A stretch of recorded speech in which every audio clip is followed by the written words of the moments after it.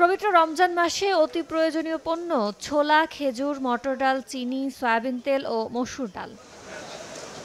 ওই সময়ে বাড়তি চাহিদা মেটাতে বাড়ছে এই ৬ ভোগ্যপণ্যের আমদানি। বাংলাদেশ ব্যাংকের তথ্য বলছে, গত সেপ্টেম্বর-অক্টোবর মাসে আগের বছরের একই সময়ের তুলনায় সয়াবিন তেল আমদানি ৩৬%, চিনি ১১%, মসুর ডাল ৮৭%, ছোলা ২৭%, মটর ডাল ২৯৪% ও খেজুরের আমদানি ২৩১% বেড়েছে।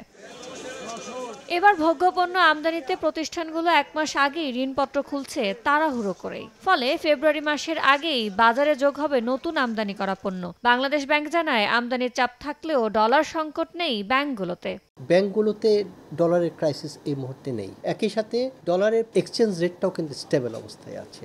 তো এই সুযোগটাকে কাজে লাগিয়ে ব্যাংক তার যারা বোনাফাইড কাস্টমার আছে তাদের সাথে মিলিত হয়েই অনেক কমপক্ষে ৩ মাস আগে থেকে এই এলসি খুলছে।